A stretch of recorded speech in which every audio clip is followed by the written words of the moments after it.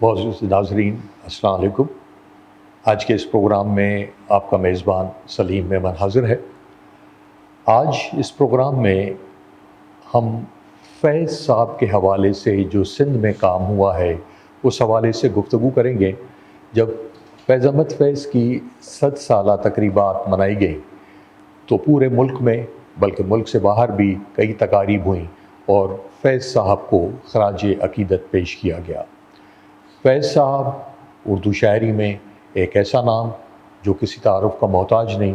جب یہ 100 سالہ تقریبات شروع ہوئیں تو وفاقی حکومت نے تمام صوبائی حکومتوں کو خاص طور پہ کچھ فنڈز دیے کہ وہ فیض صاحب کی جو تصنیفات ہیں اور فیض صاحب پہ جو کچھ لکھا گیا ہے ان کے پاکستانی زبانوں میں تراجم کرائے جائیں۔ سندھ کے محکمہ ثقافت نے اس سلسلے میں ایک قدم اٹھائے اور فیض صاحب پر اور فیض صاحب کی اردو اور انگریزی میں جتنی بھی کتب دستیاب تھیں ان سب کا سندھی میں ترجمہ کرایا، اور میرے خیال میں ایسا کام اور کسی پاکستانی زبان میں نہ ہوا۔ نہ صرف یہ بلکہ فیض صاحب کی شاعری کا منظوم ترجمہ ہمارے ایک معزز شاعر امداد حسینی صاحب نے کیا، اور میں سمجھتا ہوں کہ جس معیار کا وہ ترجمہ ہوا ہے اور جس انداز میں وہ منظوم ترجمہ کیا گیا ہے وہ بھی پاکستان کی کسی اور زبان میں نہیں ہوا۔ تو اس حوالے سے سندھی زبان کو فخر ہے، اور ویسے بھی سندھی پڑھنے والے فیض صاحب سے بہت پیار کرتے ہیں، فیض صاحب کی شاعری سے پیار کرتے ہیں، اور نہ صرف یہ بلکہ فیض صاحب کے نظریات اور فیض صاحب کے فکر اور سوچ کے ہم لوگ سب فالوورس ہیں۔ تو محکمہ ثقافت حکومت سندھ نے تقریباً 16 کتابوں کے تراجم کا پروگرام بنایا اور ان 16 کتابوں کے سندھی میں تراجم کیے گئے۔ پہلی کتاب میں جو آپ سے متعارف کرا رہا ہوں یہ کتاب ہے خلیل احمد صاحب نے مکالمات فیض کے نام سے لکھی۔ فیض صاحب کے جتنے بھی انٹرویو ہوئے ان کی زندگی میں، وہ چاہے ٹیلی ویژن کے انٹرویو ہوں، چاہے وہ اخبارات میں چھپے ہوئے ہوں، چاہے وہ رسائل اور جرائد میں چھپے ہوئے ہوں، وہ سب اس مجموعے میں موجود ہیں۔ خلیل صاحب کی اس کتاب کا سندھی میں میں نے خود ترجمہ کیا ہے، فیض ساں ریحانیوں اس کتاب کا نام ہے۔ دوسری کتاب جو اس حوالے سے ہے فیض احمد فیض پاکستانی ثقافت۔ آپ کے علم میں ہوگا کہ جب پیپلز پارٹی کی حکومت آئی تھی تو فیض صاحب کو پاکستانی ثقافت کے حوالے سے کئی کام سونپے گئے تھے۔ انہوں نے کافی کچھ اس سلسلے میں کیا بھی، لیکن پھر وہ چیزیں ادھوری رہ گئیں۔ یہ فیض صاحب کے وہ مضامین جو پاکستانی ثقافت کے حوالے سے ہیں ان کا یہ ترجمہ ہے، فیض احمد فیض پاکستانی ثقافت۔ امان اللہ شیخ صاحب نے اس کا ترجمہ کیا ہے، اور یہ کتاب شیما مجید اور مرزا ظفر الحسن نے اردو میں ترتیب دی تھی۔ اس کے بعد ایک اور کتاب ہے فیض احمد فیض شاعر اور شخصیت۔ یہ کتاب ڈاکٹر آفتاب احمد نے ترتیب دی تھی، جس میں فیض احمد فیض کے بارے میں تنقیدی مضامین، ان کے شاعری کے جتنے مجموعے ہیں ان پہ ڈاکٹر آفتاب احمد خان نے تنقید کی تھی، تنقیدی مضامین لکھے تھے۔ اس کا ترجمہ بھی مجھ خاکسار نے کیا ہے، فیض احمد فیض شاعر شخصیت۔ اس کے بعد جو کتاب ہے یہ یادداشتیں ہیں فیض احمد فیض صاحب کی۔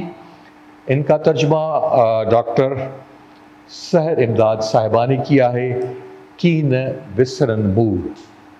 فیض صاحب کی یادداشت پہ مشتمل یہ بڑی دلچسپ کتاب ہے۔ اس کے بعد ایک اور کتاب ہے فیض شناسی۔ یہ عبدالرؤف ملک صاحب نے فیض صاحب کی شاعری اور شخصیت کو الگ کر کے ان کی شاعری پہ الگ تنقیدی مضامین لکھے اور ان کی شخصیت پہ الگ تنقیدی مضامین لکھے۔ اس کتاب کا ترجمہ ثناء اللہ سومرو صاحب نے کیا ہے۔ اور اس کے بعد جو میں کتاب پیش کر رہا ہوں جس کا ترجمہ ہوا ہے وہ ڈاکٹر نواز علی شوق صاحب نے اس کتاب کا ترجمہ کیا ہے، اور پروفیسر سحر انصاری اس کتاب کے مرتب تھے، اور انہوں نے فیض صاحب پہ جو تنقیدی مضامین لکھے گئے ہیں ان کو یکجا کیا اور فیض کے آس پاس کے نام سے اس کتاب کو ترتیب دیا، جس کا ڈاکٹر نواز علی شوق نے فیض جے آس پاس کے عنوان سے اس کا ترجمہ کیا ہے۔ اس کے بعد ایک کتاب جو اس وقت موجود نہیں ہے، فیض صاحب کو ایلس فیض نے، جب فیض صاحب راول پنڈی سازش کیس میں جیل گئے تو انہیں خطوط لکھے، اور فیض صاحب نے ان خطوط کے جواب میں جو خطوط لکھے ایلس کو خطوط، اس کا ترجمہ شبنم موتی صاحبہ نے کیا ہے۔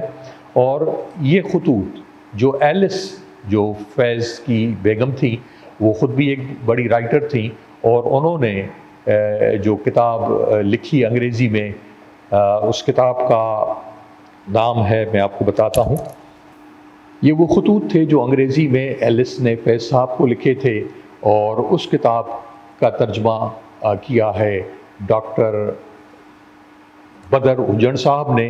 ڈیئر ہارٹ انگریزی میں کتاب کا نام تھا، اور وہی کتاب کا نام سندھی میں بھی رکھا گیا ہے۔ اس کے بعد جو کتاب ہے وہ فیض احمد فیض گھڑ پاسائیں شخصیت، فیض احمد فیض کی ڈائمنشنل جو شخصیت تھی، اس پہ ڈاکٹر بدر اجڑ اور راحت سعید صاحب نے یہ کتاب تحریر کی ہے۔ اس کے بعد ایک کتاب ہے، یہ مرزا ظفر الحسن صاحب نے لکھی، اس کتاب کا ترجمہ شبنم موتی صاحبہ نے کیا ہے۔ اس میں بھی مختلف مضامین ہیں جو جمع کیے ہیں مرزا ظفر الحسن صاحب نے، جو فیض صاحب کے بہت ہی قریبی دوست تھے۔ اس کے بعد جو کتاب میں آپ سے متعارف کرا رہا ہوں، یہ فیض احمد فیض پر لکھی گئی پی ایچ ڈی کی تھیسز ہے، اور ڈاکٹر صلاح الدین حیدر نے پنجاب یونیورسٹی سے پی ایچ ڈی کی، اور فیض صاحب کی شخصیت، فیض صاحب کے فن، ان کی شاعری اور فکر پہ ایک نہایت ہی زبردست تھیسز لکھی۔ اس تھیسز کا بھی میں نے ہی ترجمہ کیا ہے، فیض احمد فیض شخصیت فن فکر کے عنوان سے۔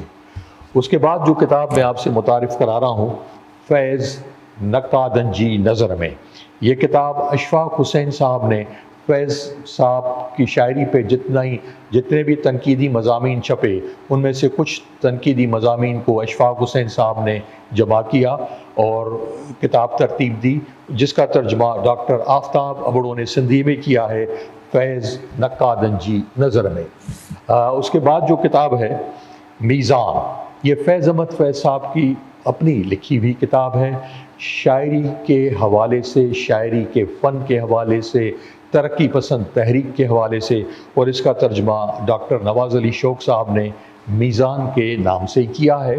اور اس کے بعد جو کتاب ہے یہ سسی نیز پان، یہ ڈاکٹر فہمیدہ حسین نے ترجمہ کیا ہے اس کتاب کا، اور یہ بھی ایلس فیض کی لکھی ہوئی کتاب ہے، اور اوور مائی شولڈر اصل کتاب کا نام ہے، جس کا یہ سندھی ترجمہ ہے۔ احمد سلیم فیض صاحب کے بہت ہی قریبی شاگردوں میں سے تھے، بہت ہی عزیز دوستوں میں سے تھے۔ احمد سلیم نے فیض یادیں اور باتیں کے عنوان سے ایک کتاب تحریر کی، جس میں فیض صاحب سے اپنے تعلق اور یادداشت کو انہوں نے بیان قلم بند کیا ہے۔ اس کتاب کا بھی ترجمہ میں نے ہی کیا ہے، فیض یادوں اے گالیوں۔ اور آخر میں جو کتاب میں آپ کو متعارف کرا رہا ہوں، جس کا تعارف ہونا پہلے چاہیے تھا لیکن اس کا تعارف میں اب آپ سے کرا رہا ہوں، یہ شاعری کا مجموعہ ہے، شاعری کی جو مختلف مجموعات ہیں فیض احمد فیض صاحب کے، ان کا منظوم سندھی ترجمہ ہے تنجے ساگر نیڑن میں، تنجے ساگر نیڑن میں، جس کا ترجمہ امداد حسینی صاحب نے کیا ہے۔ اور امداد حسینی صاحب نے جس جافشانی سے اس کتاب کا ترجمہ کیا ہے، تو پڑھتے وقت یہ محسوس ہوتا ہے بسا اوقات کہ یہ ترجمہ نہیں ہے بلکہ یہ اصل شاعری ہے، اور یہی امداد صاحب کے ترجمے کا فن ہے کہ انہوں نے اپنے آپ کو فیض کی شاعری میں ڈھال کے اور ایک نئی صورت میں اس کو سندھی شاعری میں اس کا منظوم ترجمہ پیش کیا۔ ہمارے آج کے مہمان امداد حسینی صاحب ہیں، جنہوں نے فیض احمد فیض کی شاعری کا ترجمہ کیا ہے۔ امداد صاحب کی شخصیت کسی تعارف کی محتاج نہیں، پاکستان کے جو چند معروف شعراء ہیں ان میں ان کا شمار ہوتا ہے، اردو میں بھی ان کی شاعری ہے، سندھی میں بھی ان کی شاعری ہے، اور انہوں نے جو شاعری کی ہے اس پہ کئی ان کو ایوارڈ مل چکے ہیں. بنیادی طور پہ آپ سندھی ادبی بورڈ کے سیکریٹری رہ چکے ہیں. بحران رسالو سندھی ادب میں ایک نہایت ہی قدیم اور معتبر جریدہ ہے، اس کے ایڈیٹر رہے ہیں کافی عرصے تک. دھوپ کرن ان کے اردو شاعری کا مجموعہ ہے، اور امداد ہے رول سے انہوں نے ان کا پہلا شاعری کا مجموعہ تھا اور آخری ان کا سندھی شاعری کا مجموعہ ہے ہوا. تو سندھی ادب میں انہیں ایک نہایت ہی اعلیٰ مقام حاصل ہے. سینئر شعراء میں ان کا شمار ہوتا ہے.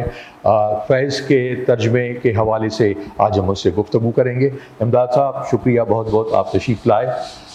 یہ جب اسائنمنٹ آپ کو دیا گیا تو ہم نے بڑی تگ و دو کی اور آپ سے گزارش کی، میں نے، مسلم شبیب نے اور مظہر جمیل نے، کہ آپ اس کا ترجمہ کریں، کیونکہ ہمیں یہ احساس تھا کہ یہ کام آپ کے علاوہ اور کوئی نہیں کر سکتا. اور آپ نے واقعی میں جس انداز میں یہ کام کیا ہے اور جس طریقے سے یہ کام کیا ہے وہ ادب میں ایک نمایاں حیثیت کا کام ہے.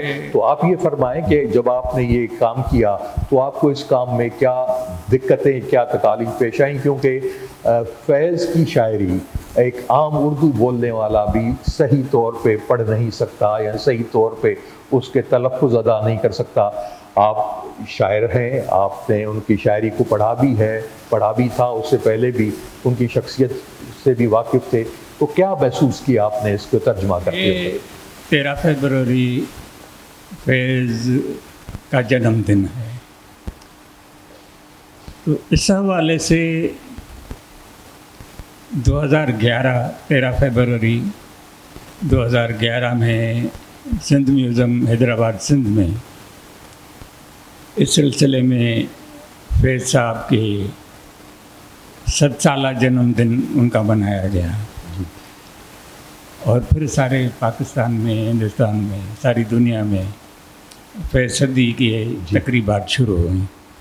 تو اس میں ظفر اللہ پوشنی صاحب تھے مقرر، صدارت ان کی تھی. وہ فیض سے حیدرآباد سینٹرل جیل میں ان کے ساتھ رہ چکے تھے، پنڈی سازش کیس میں وہ بھی قید تھے. تو انہوں نے اپنی تقریر میں کہا کہ فیض کا سندھی میں ترجمہ آنا ہے، فیض کے کلام کا سندھی میں ترجمہ ہونا چاہیے. تو سارے عالم میں سے کئی آوازیں آئیں کہ امداد حسینی کرے گا، امداد حسینی کا. میں نے ہاتھ اٹھا کر منع کیا کہ نہیں، میں نہیں کروں گا.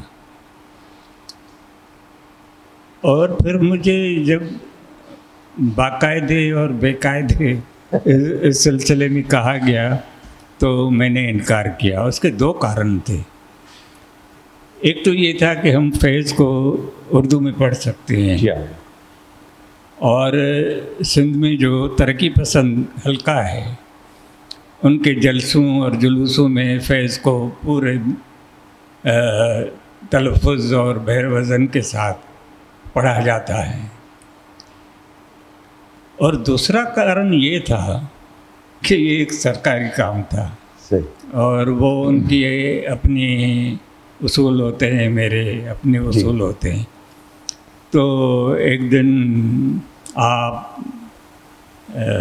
مسلم شمیم اور مظہر جمیل اور میں بیٹھے تھے، تو وہاں پر آپ نے ہمیں سب نے مجھے کہا کہ تم کرو، اور میں نے آپ کا کہا مانا اور یہ کام ہو گیا. مہربانی. ہاں، تو اس میں جو اچھا یہ بھی تھا کہ فیض، جیسا آپ نے کہا کہ اردو والے بھی نہیں سمجھتے ہیں، تو ان کو ترجمہ کرنا تھوڑا مشکل تھا. میرے ذہن میں یہ تھا. لیکن جب میں ترجمہ کرنے شروع کیا اور آگے بڑھا تو کچھ فیض کا فیض تھا اور کچھ ہمارے کچھ فیض کا فیض تھا، فیض کا فیض تھا، اور کچھ ہمارے کلاسیکل شعراء خصوصاً شاہ لطیف اور شاہ کریم، اور اس سے بھی آگے جو ہمارے قدیم محاورے ہیں سندھی کے یا قدیم کہاوتیں ہیں، ان سے بھی میں نے اکتساب کیا. اور اس طرح یہ جیسے مثال بتاؤں آپ کو، ایک فیض نے تضمین کیا ہے وہ غالب کی غزل کا آخری شعر، کون ہوتا ہے حریف میں مرد افغن عشق، ہے مقرر لب ساقی پہ سلام میرے بعد۔ اب یہ جو میں مرد افغن عشق ہے یہ اردو والوں کو بھی سمجھ میں نہیں آتی۔ میں نے بہت دوستوں سے پوچھا لیکن وہ مجھے یعنی مطمئن نہیں کر سکے، اور میں نے سوچا کہ بھئی اس کو یا تو شعر کے بغیر باقی نظم جو ہے اس کو ترجمہ کروں یا پوری نظم چھوڑ دوں، تو میں نے چھوڑ دیا، قلم رکھ دیا۔ تو اس وقت شاہ سائیں حضرت شاہ عبداللطیف بھٹائی، ان کا ایک بیت ذہن میں آیا، آنے اترواؤ موکھی مٹو پٹیا، متا راتیں سا اچن سر سنبھائے ہو۔ میں نے فوراً قلم اٹھایا اور لکھنا شروع کیا کہ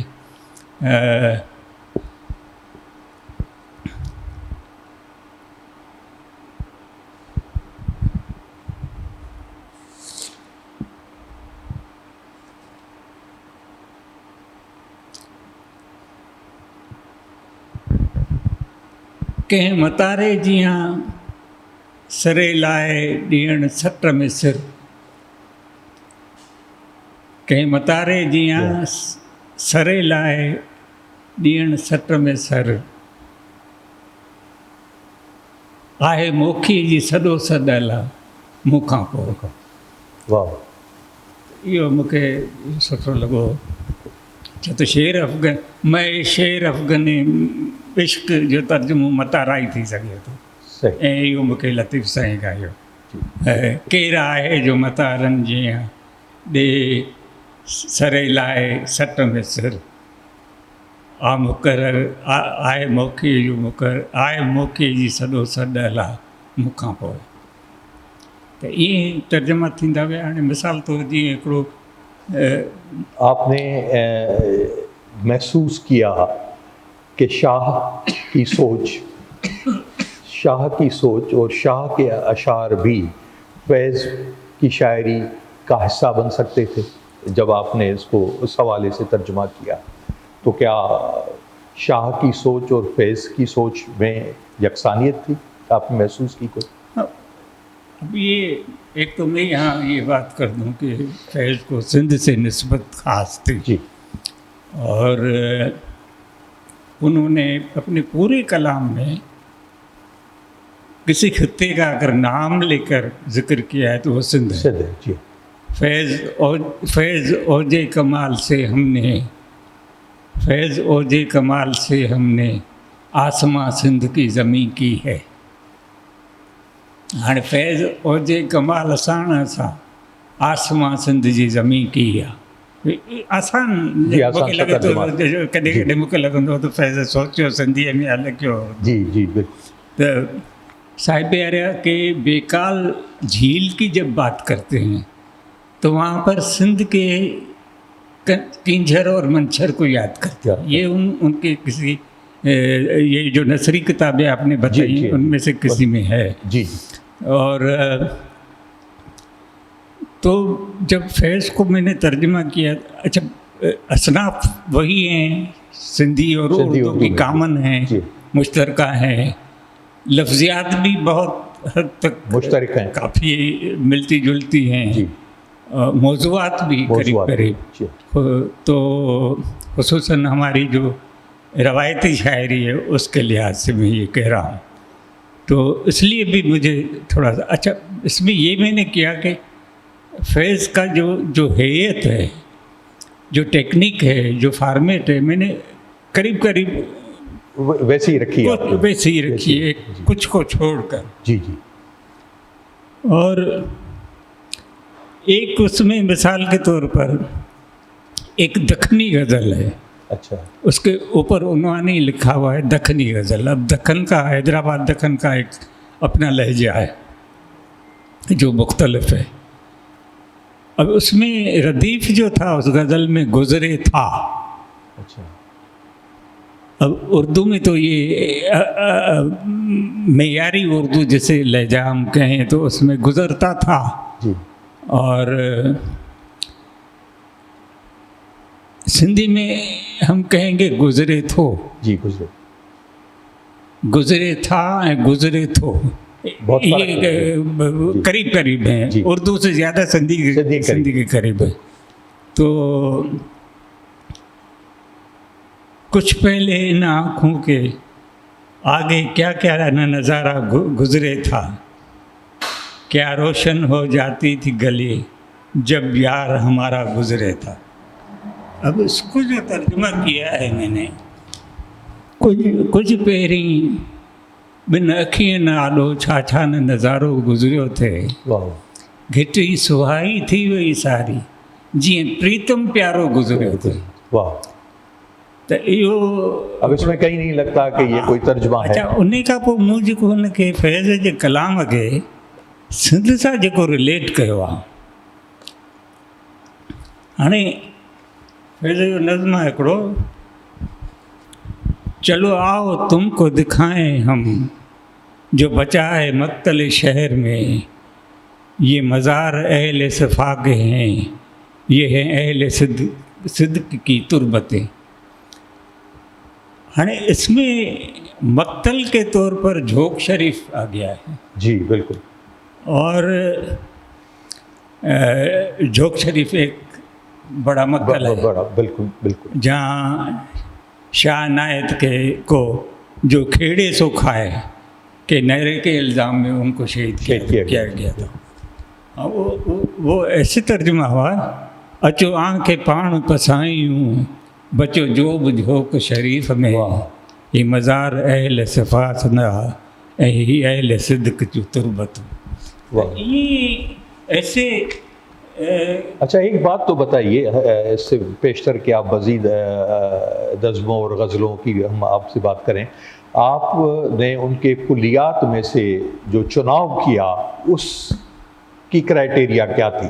क्योंकि कुलियात में तो बहुत ज़्यादा उनके कोई 5-6 शेरी मजमूओं को यकजा किया गया है, तो आपने चुनाव जो किया, जिनका आपने तर्जुमा किया, उसकी क्राइटेरिया क्या थी? एक तो ये जो कलाम है फैज़ का, मैं समझता हूँ किसी भी ज़बान में फैज़ से इससे ज़्यादा तर्जुमा नहीं हुआ होगा। जी बिल्कुल। और जैसे मैंने कहा कि इसके पेशक सफ़ा का पेश लफ्ज़ है, तो उसमें मैंने कई बातें जो हैं वो उसमें डिस्कस कर ली हैं। जैसे मैंने बताया कि सिंधी और उर्दू की मुश्तरकात जो हैं उसके सिलसिले में बताया। इसी तरीके से जो पंजाबी और सिंधी के क्लासिकल और फोक में जी मुश्तरकात हैं, उनके हवाले से भी मैंने पंजाबी, सिंधी, उर्दू तीनों ज़बानों के हवाले से लिखा है। अब फैज़ जब उर्दू में कलाम लिखते हैं तो मुर्गान चमन की बात करते हैं। जी बिल्कुल। लेकिन जब पंजाबी में लिखते हैं तो वो कूंज का जिक्र करते हैं। जी। कागा कवि का जिक्र करते हैं, सिंह का जिक्र करते हैं। तो ये जो सिमिलरिटीज़ थी, जैसे पंजाबी में उनकी एक नज़्म है हारी सिंध में भी हैं, मजलूम यहाँ पर भी हैं, वहाँ पर भी हैं, सारी दुनिया में है। तो उसको देखकर उठी उठी ए हारी यार, उठो उठो ए हारी यार, तू हाकिम ही बाना तू सरकार। और हारी को वो अंदाता कहता है। और तो मुझे इसमें बड़ी सिमिलरिटीज़ लगी सिंधी में और उर्दू में, पंजाबी में, और ये काम ऐसा समझे कि हो गया। और मैं यहाँ पर थोड़ा सा, रात यूं दिल में तेरी खोई हुई याद आई, जैसे वीराने में चुपके से बहार आ जाए, जैसे सहराओं में होले से चले बादे सबा, जैसे बीमार को बेवजह करारा था। अब इसका तर्जुमा सुनिए। तुझी विसरियल सार रात जो वाह आई मन में ईअं, वाह होरियां पेर धरे थी आहा, बसंत बन में जीअं, माठ मेठ में थरें भर में हीर गुले थी कीअं, वाह हरू भरू आराम अचे तो जीअं अघे खे तीअं। वाह इहो